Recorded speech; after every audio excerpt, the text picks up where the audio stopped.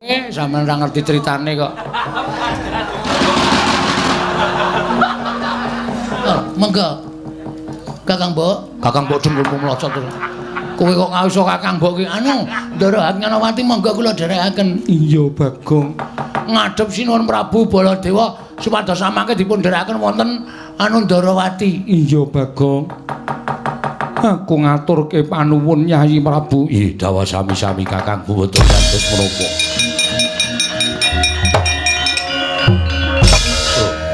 Iki Bagong iki. Nggih. Lha iki Haknyanawati ya.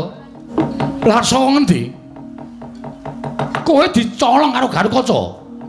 Sanes wa nanging kula dipun cidra. Wujudipun raseksa ingkang membo Yai Prabu ing pringgondani. Wah, dalah. Wah, upama ora nganggo pitung mawon Kudra wis mateni karo anake dhewe. Nek mboten wonten kula mboten slamet niki Dewi Haknyanawati. Lho.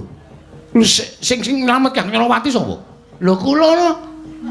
Lho, apa kowe? Wis do omonge kok anggepe terus Bagong ki ra dadi ra entuk dadi lakon piye? Kowe kok Gatotkaca? Gatotkaca genah diranté kok nganggo nalar. Nah ora tak slametke dadi apa Prabu Stijo ra ndek bojo kaya ngene. Ya wis nek kepancen aku ngaturke panuwun. Padha-padha apa ngomong cukup manuwun tok. Lho, lak karmu kula wingi nyelametke tangga kula wae 600 kok. Lho. Tanggamu kenapa? Tangga kula niku kula slametke ya dicolong wong lanang tak balekke. Megahi amplop 600 kok. Ratu kok ming matur nuwun. Ya wis nyo, tampan ngono. Ora bakal wegah Baladewa kelangan ragat. Nyo. 300. Lho.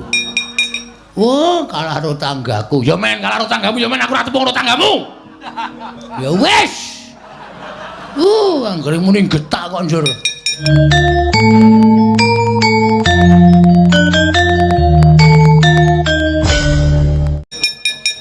Lumayan. Terus kok ngendi? Ndereke Ndara Garukaca. Lho, jare Garukaca diranté. Weh, sampeyan ora ngerti critane kok.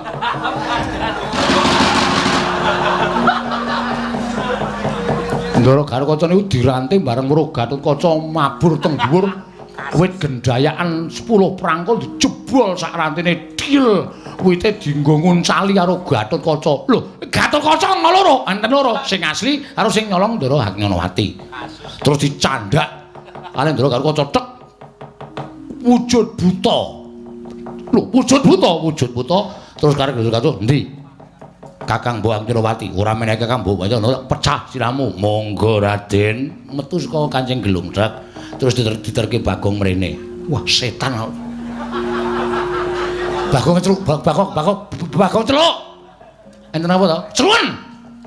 Gong, wong gleleng kowe kok jajan. Kowe nganu apa, Tru? Tak bayari wis ora kuwatir. Kowe iki mbayari. Kowe ditimbali Ndara Baladewa. Engko gampang sing penting mangan sik. Sate apa? Waduh. Sate ya? Ya. Sate kere. Wah. Aming tambah kandel cangkeme. Apa? Jeroan apa? Oh. Jeroan gelem? Gelem. Ning marai ra sehat lho. Ora apa-apa njur. Ya. Lho, kok cawet. Jare jeroan. Antil mudar ora. Petro gawis. Ayo Gong ora. Wah, wis kasus iki, Tru. Bagong maju. Wonten dawuh. 300 bali. Mengkari loro sewidak. Atau nggo ngopo? Nggo jajan ngelih tenane. Wis kene loro sewidak. Nggih. Wis ra sida gleleng. Ngopo iki, Gong? Ngapusi iki apa? Konangan. Wis kere meneh. Arep sugede lho iki ora iso. Petro, nun. Haknyanawati. Tak gawane Maprajeng Ndarawati men diaturke ning negara Trajutresna. Men diterke dening Kyai Prabu Ndarawati. Nggih, monggo mawon. Ayo Haknyanawati monggo Prabu. Ndara, bekti kula nggih Den. Ya nala garing tak tampa. Bekti kula sinuwun. Petruk kantong bolong tak tampa. Bekti kula sinuwun. Ya Bagong tak tampa. Pangestuku tampan ono. Nggih, sangat anggen kawin dadosaken jimat paripe. Ana wigati apa? Dene Petruk tak kongkon sowan ning negara Indrawati ngwigati mboyong kelawan Kresna kakangku. Nanging sing rawuh marang Baladewa. Wah, yen pancen ana bab ing bakal mbok ngendikake lawan adimu Jodipati. Mara kage paring dawuh. Werkudara. Boleh kakangku piye? Pancen kepara nyata yen to Petruk lawan Bagong wis prapta ning Projing Ndrawati. Lan wis matur ngesani kaya Prabu Kresna. Apa to wigatine Petruk sowan lawan Bagong dinuta dening kadangku Yayi Werkudara? Pancen bener mengkono. Mula kaki sawangen anakku Gatot pirang-pirang sasi nandhang loro mongko madal saliring usada ora ana sing bisa nambani karo anakku lanang. Mula aku njaluk turung karo Mbah Kresna kakangku ing wigati supaya bisa maluyakake marang lelarane si Gatot. Malah Baladewa sing rawuh ana ing kasatyan Jodipati. Yayi, satemene ana bab ing bakal tak aturake marang sira Yayi. Nanging yen to Siadi wis nampa kalawan aturing pun Kakang, ndak suwun sing sabar penggali jalaran apa ing ndak kandhakake iki mau durung karuwan kasunyatane. Tegese piye? Mung merga kandhek ana ing pekabaran lan durung bisa dibuktekake bener lan urane. Bab sing kepiye? Werkudara. Anane Yayi Prabu Kresna ora sowan marang Prut Kasatyan Jodipati. Sayekti nalika semono nampa pradule anake lanang, ya kuwi anakku ing Traju Trisna, Setija Boma Narakasura. Setija ya gene. Matur apa karo Kresna kakangku? Yayi, sumur apa? Yayi Prabu Ndrawati ora keduga sowan marang Kasatyan Jodipati sabab dina samengko nampa pradule anake lanang. Yen to garwa ing Traju Trisna, ya kuwi anakku Setija Boma Narakasura. Prameswari Traju Trisna ya kuwi Dewi Haknyanawati ilang dicolong dening Duratmangka. Mongko ngerti ya.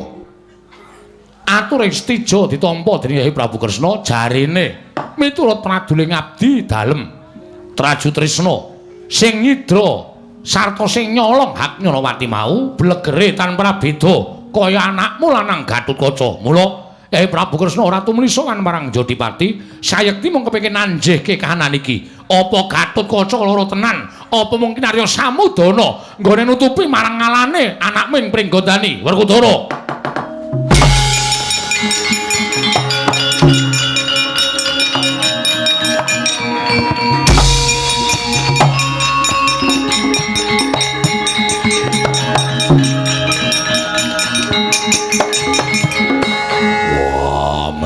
Ora tatanan jebul nggonmu etok-etok lara nutupi karo gedhoanmu, nutupi karo lorekmu. Wah, kowe tumindak sing ora prayoga. Gatotkaca mirang-mirangke wong gerang kowe ngorek-orek marang pasuryane wong tuwa ora bakal ilang selawase urip. Wah, aku isin duwe anak kowe. Aku irang duwe anak kowe. Wah, edan kowe. Waduh. Wah, sampeyan iki.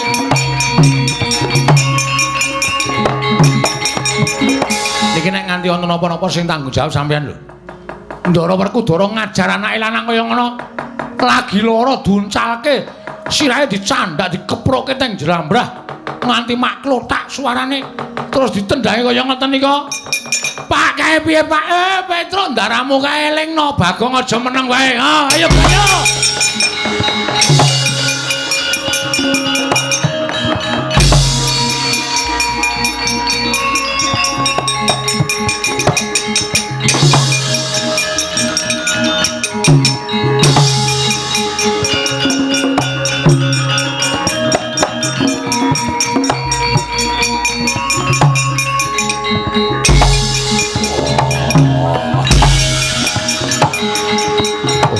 Kiai.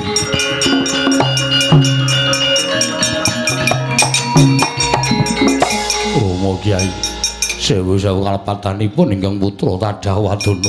Kula mboten nate tumindak kados mekaten. Romo Kiai, estunipun kula mboten nate nutup-nutupi dhateng lamban kula. Rama Kyai mugi paduka enget kula nedheng boten sekeca saliranipun ingkang putra ing Pringgondani teka paduka ndahar dhateng aturipun pengendhanipun Kanjeng Prabu Mandura sedaya boten katalidhi ingkang langkung permati Rama Kyai kula nyuwun pangapunten rasah crewek. Hei! Sampeyan niku pripun to? Pengandian Pandara Balaja niku durung karuan bener ming nanjehke. Kok urung-urung anake kok di wis niki nek nganti apa sapa sing ngeselaka. Sampeyan niku ora kaya ngono ta, Det? Niki putra sampeyan niki anak sampeyan. Ngajar kok kaya ngajar maling. Sampeyan kudune nelesih mang takone riyen putrane niku Gatotkaca apa kowe tumindak kaya ngene. Nek Ndara Gatotkaca matur mboten Rama njempon. Terus sampeyan teliti teng Darawati ana lelakon kaya ngene ora anake kok didadekke korban. Ya wis arepmu. Kandhane yo ngeyel. Ki maksude piye ngono kuwi? Apik apa ngono kuwi? Iki anakmu. Iki anakmu. Anak nomor 2. Aku blas. Mulang anake ora nganggo kekerasan ngono kuwi, Wer. Gong, kuwi kewanen ngono, Gong. Meneng wae. Biasane iki wedi karo aku. Nek nganti cilik lara gedhe tekaning pati, sapa sing kelangan? Ngendikane Ndara Baladewa ki ya ditampung. Ditampa ning aja terus Gatotkaca sing disalahke. Wah, dumeh kau, dumeh dosa. Dumeh neson. Kon njur apa-apa langsung babet-babet sapene dhewe. Nek carane ngono kuwi aku sing ra trima. Aku sing akan ngayomi karo Ndara Gatotkaca.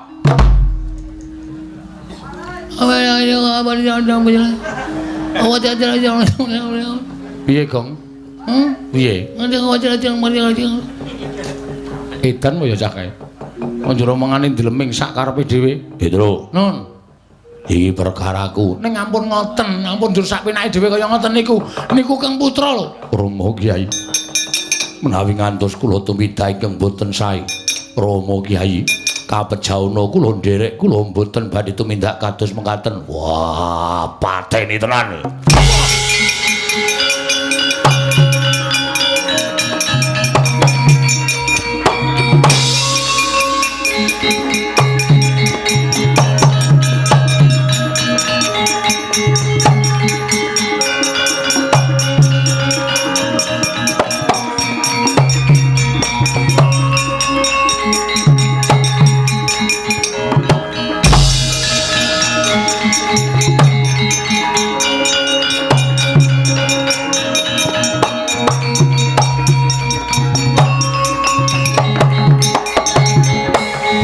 Manguswa nyong ngambrengeng kadi karunaning kaswase yen aneng marga memalat kodhong Sang Wisnu Gantratmaja ing kowe tak rante ana ing wit gendayaan Gatot taunana windanana ora bakal tak uculi yen kowe urung ngaku nggonmu tumindak elek karo kadangmu Traju Trisna. Nadyan kanthi pawadan apa-apa ana sing dadi bukti ento weruh kowe nyolong karo Hagnyanawati. Wah, nganti garing pudar ning kono ya wis ben ilang-ilang andhok siji.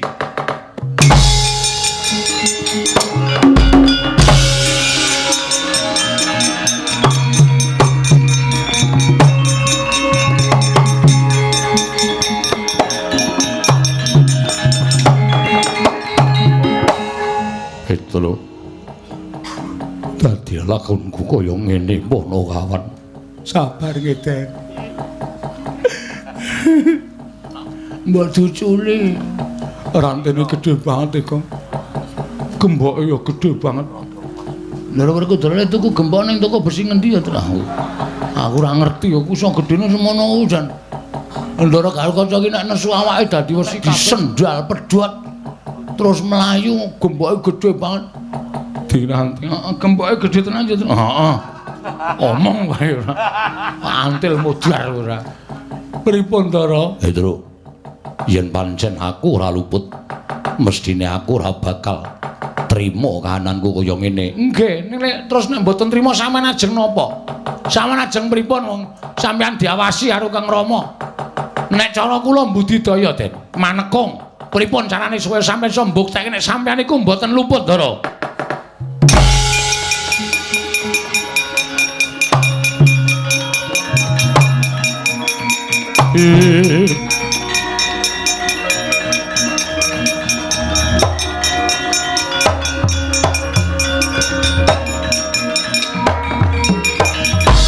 Maraina semubang wangaruna kadinetrane nganggo rapo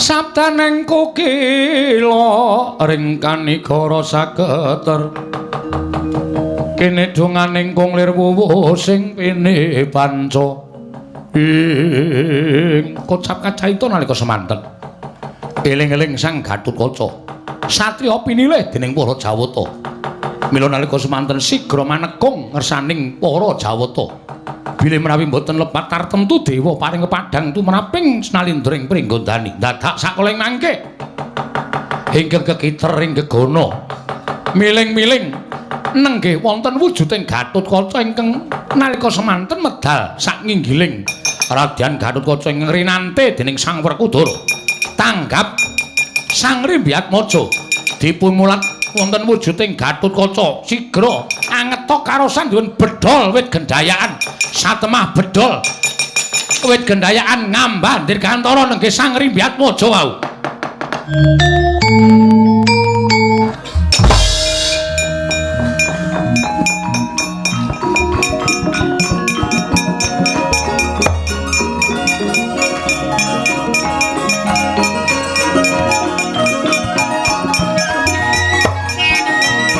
Dang dang dang do.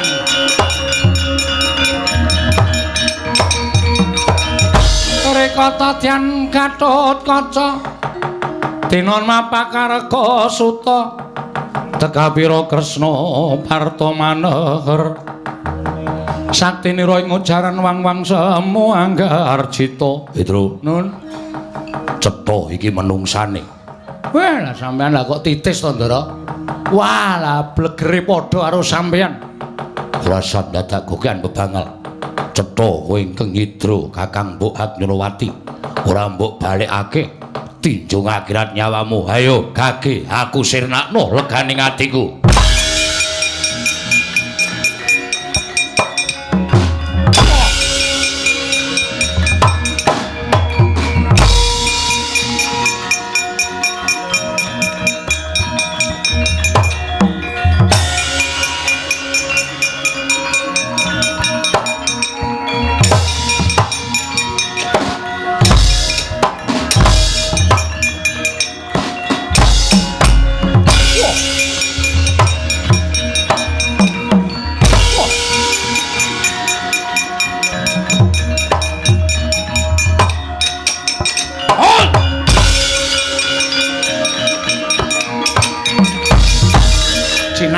mestakaning dening Sang Gatotkaca nengging kang Sang Membawarna Dinancat pundhake den untir gulune tugel del.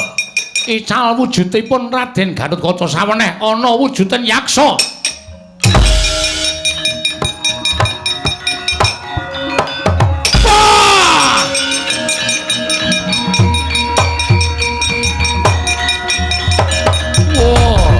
Raden nyuwun pangapunten.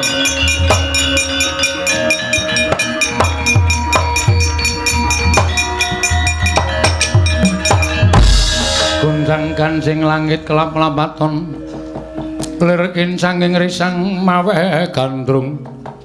Pedro nun ical wujude Gatotkaca sing madha karo aku ana wujuding buta pecah sirahe mawon. Gunane apa niku wis mirang-mirangke karo sampeyan? Gusti tak takonane Petro nggih. Wah, babine sapa itu? Babi-babi dengkulmu ora. Utuk-utuk senengane omongane sarwoting pecotot kowe iki. Buta ngono kok. Buta Traju Tresna. Wis sore mau. Wis sore mau buta ki men Traju Tresna apa piye? Ora ngerti. Orang-orang nonton wayang. Orang-orang nonton wayang dengkulmu. Takoni to lho. Kowe nyidra Kakang Mbok Agnyanawati. Ora mbok balik tak untir ndasmu. Aduh monggo Raden kula aturi nampi Gusti Ayu Agnyanawati.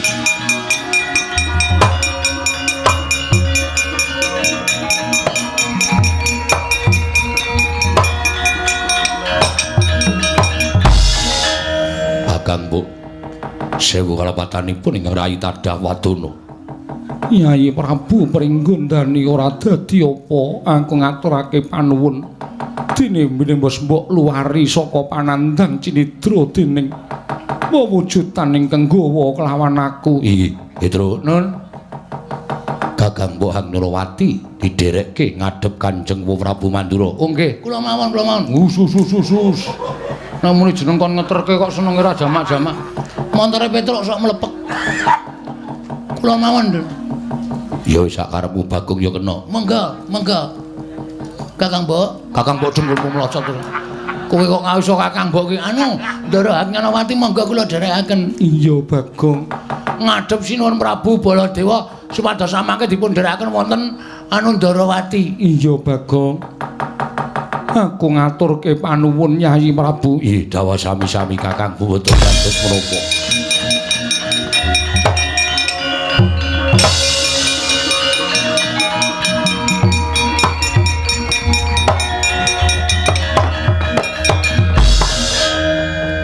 Yaksa mara kaki sadurunge kowe tak pateni. Kowe ngaku sapa? Inggih nyuwun pangapunten. Dipun tepangaken kula menika pepatih abdinipun Prabu Heru Mukti wonten ing negari dasaring samudra. Kula pun patih Pulanjani Raden Patih Pulanjani. Kok kaya patih Ngalengka. Iya, Petro. Iya niku sampean ngerti napa? Sampean durung lair kok iya. Ning aku wis ngerti nggih. Lah wigatine napa kok nyidra Ndara Agnyanawati? Iye, amargi ratu Gusti kula gandrung kaliyan Dewi Agnyanawati. Mila tumunten kula dipun dhawuhi sepados nyidra. Nuwun sewu Raden, dene kula membo mboten ateges kula menika badhe angedu Raden Gatotkaca lan Prabu Setija babar pisan mboten.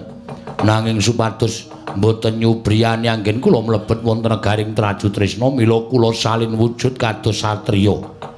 Mboten wujud yaksa kados mekaten Pulanjani. Wonten dawuh Terno aku ning ngarepe ratu Gusti tak sawange kaya ngapa si jeneng Prabu Heru Mukti. Oh nggih, ngestaken dawuh.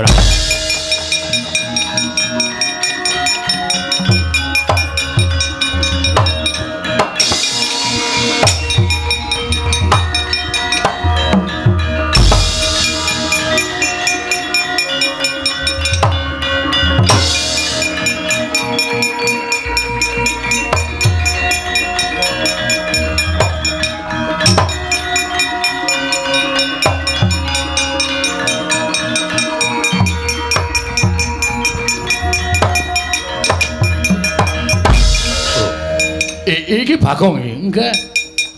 Lha iki hak Nyolowati ya. Kasinggihan wa Prabu kula ingkang putra pun hak Nyolowati. Weh, adal. Lah saka ngendi? Kowe dicolong karo Garukaca. Sanes wa nanging kula dipun cidra wujudipun raseksa ingkang membo Yayi Prabu ing pringgondani. Wah, adal. Wah, upama ora nganggo pitung mawar Kudra wis mateni karo anake dhewe. Nek mboten wonten kula mboten slamet niki Dewi Hak Nyolowati. Lho. Sing nyelamet Hak Nyolowati sapa? Lho kula no. Lho, apa kowe? Wis domonge kok anggepe terus Bagong ki ra dadi ra entuk dadi lakon piye? Kowe kok Gatotkaca genah dirantai kok nganggo nalar. Nah ora tak slametke dadi apa Prabu Stijo ra ndek bojo kaya ngene. Ya wis nek kepancen aku ngaturke panuwun. Padha-padha apa ngomong cukup manuwun tok. Lho, lak karmu kula wingi nyelametke tangga kula wae 600 kok. Lho. Tanggamu kenapa? Tangga kula niku kula slametke ya dicolong wong lanang ngono tak balekke. Ngekai amplop 600 kok. Ratu kok ming matur nuwun. Ya wis nyo, tampan ngono. Ora bakal wegah Baladewa kelangan ragat. Nyo. 300. Lho. Oh, kalah karo tanggaku. Ya men kalah karo tanggamu, ya men aku ora tepung karo tanggamu. Ya wis. Anggere muni getak kok njur. Lumayan. Terus kok ngendi? Nderekke Ndara Garukaca. Lho, jare Garukaca dirantai. Weh, sampean ora ngerti critane kok. Ndara Garukaca niku dirantai bareng karo Gatotkaca mabur teng dhuwur wit gendayaan 10 prangkul dijebol sak rantene dil. Wite dienggo nguncali karo Gatotkaca. Lho, Gatotkaca loro, enten loro, sing asli karo sing nyolong Ndara Hak Nyolowati. Terus dicandak kali Ndara Garukaca tek wujud buta. Lho, wujud buta. Terus karo Garukaca, "Endi? Kakang Mbok Nyolowati, ora menehi Kakang Mbok pecah siramu." "Monggo Raden." Metu saka Kancing Gelungdak, terus diterke Bagong mrene. Wah, setan. Bagong celuk, Bagong celuk. Enten apa to? Celuan. Gong, wong gleleng kowe kok jajan. Kowe nganu mam apa, Tru? Tak bayari wis ora kuwatir. Kowe iki mbayari.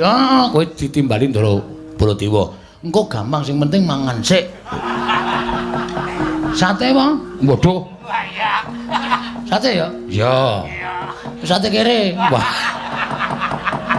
Aming tambah kandel cangkeme. Apa? Jeroan, Bang? Oh. Jeroan gelem? Gelem. Ning marai ra sehat lho. Ora apa-apa njur. Ya. Lho, kok cawek. Jare jeroan. Antil mudar ora. Petro gawes. Ayo Gong ora. Wah, wis kasus iki, Tru. Bagong maju. Wonten dawuh. 300 bali. Mengkari loro sewidak. Atau nggo ngopo? Nggo jajan ngelih tenane. Wis kene loro sewidak. Nggih. Wis ra sida gleleng. Ngopo iki, Gong? Ngapusi iki apa? Konangan. Wis kere meneh. Arep sugih lah iki ora iso. Petro, nun. Hak Nyolowati. Tak gawane Maprojeng Ndrawati men diaturke ning negara Traju Tresna. Men diterke dening Kyai Prabu Ndrawati. Nggih, monggo mawon. Ayo Hak Nyolowati, monggo Wa Prabu kula dherekaken.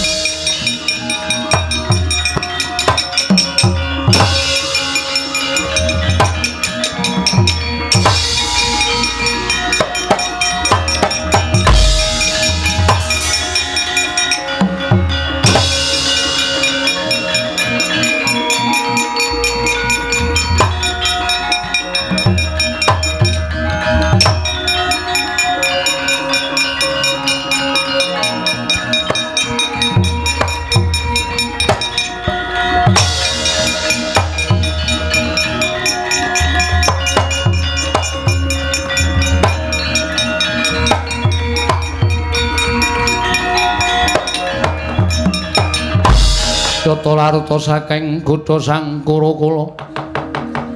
Yen amutusa Sang Sri Pate wonten timbalan piye? Entuk gawe apa ora? Nggonmu ndak utus nyidra marang Dewi Agnarawati. Memanik ing atiku jejantung ing atiku. Monggo nyatane Agnarawati wis winengku garwa dening Prabu Stija Bama Narakasura. Nggonmu ndak utus nyidra marang putri ing Tasik Madu isa kasembadan apa ora? Waduh sinuwun. Ingkang sekawit saged kasembadan parandining mangke wonten satriya ingkang saged ambabaraken lampan menika. Lho, satriya sapa? Naminipun Raden Gatotkaca. Sakmangke paduka dipun tantang perang tandhing dening Raden Gatotkaca. Iblis lanat jeleh urip keparat.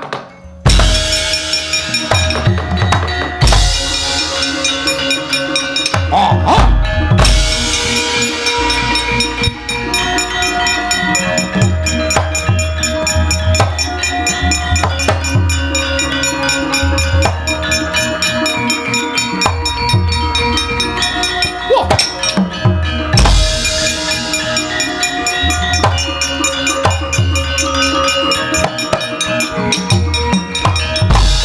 Ridu mangawur-awur-wurahan tengarane ngajurit gong maguru gongso. Ratu bagus nanging pambegamu ora urus. Kowe wani bakal gawe rusak pagrayu mbubrah bebrayaning kakangku Stija Bama Narakasura. Raden ora saged kan gunem tanpa guna. Yen kowe ingkang mepalangi karepaning Prabu Herumukti ing kene ditemtokake kowe apa aku sing tekaning mati? Untapke nyawamu kelakon penjangkamu mati dening aku parat kowe. Wah.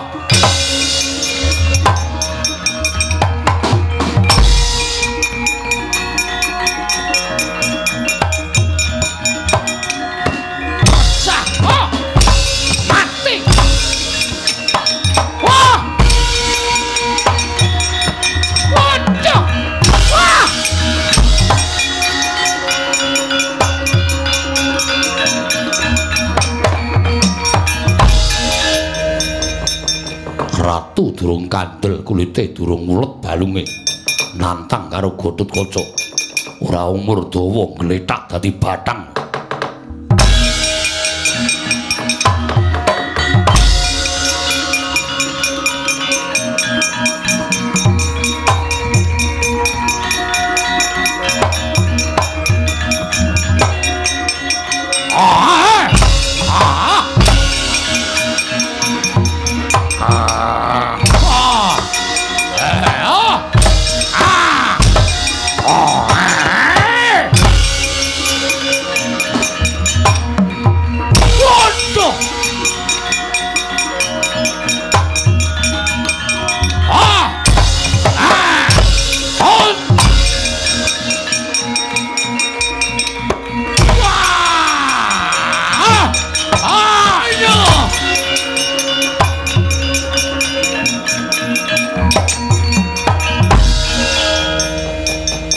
Nadan satemene dudu perkaraning pringgondani. Nanging apa yen to aku ngisas angkara murka. Wandarawati sedaya sampun ketingal padhang, sampun ngantos awon bocah patripun ingkang putring pringgondani wa.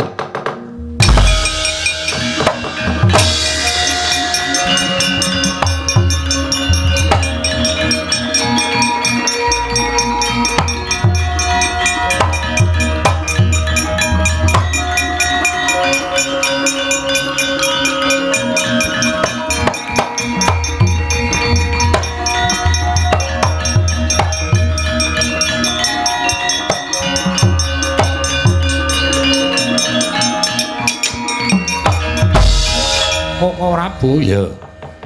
Kados pundi kok Prabu?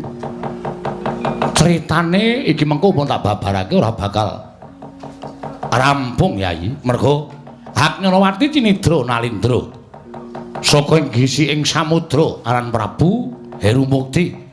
Utusan patihe Pulanjani. Mekaten kok Prabu ya.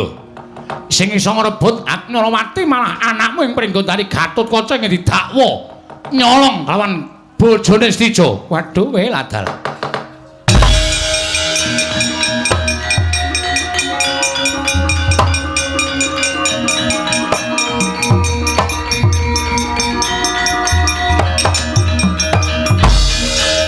Stijo wonten timbalan. Agnyalawati wis bali. Nggih, matur sembah nuwun lan sumrupa. Sing iso mbalekke bojomu ya kejaba adimu Pringgondani. Waduh, kula mengkaten Kanjeng Rama. Iya. Waduh, menawi ngaten kula kalepatan kaliyan kadang kula ing Pringgondani. Wis ora sandadak bingung. Bojomu kantinen bali marang Traju Trisna. Kula wangsul piyambak kemawon sinau.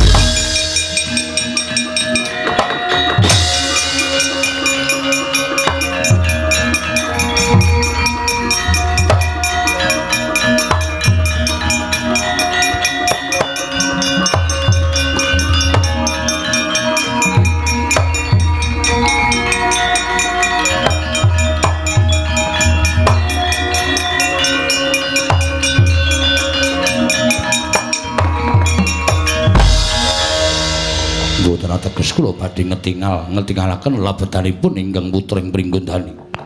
Namung sayekti kula namung badhe resik dhateng asmanipun ingkang putra ya Gatotkaca. Sepira gedhening keluputaning wakming Ndarawati aku nyuwun mangapura ya Gir. Mboten dados menapa. Stijo wonten timbalan. Nyuwun mangapura karo kadangmu ing Pringgondani, Yai Prabu. Yai Prabu Pringgondani pun Kakang Indraju Trisna nyuwun pangaksama.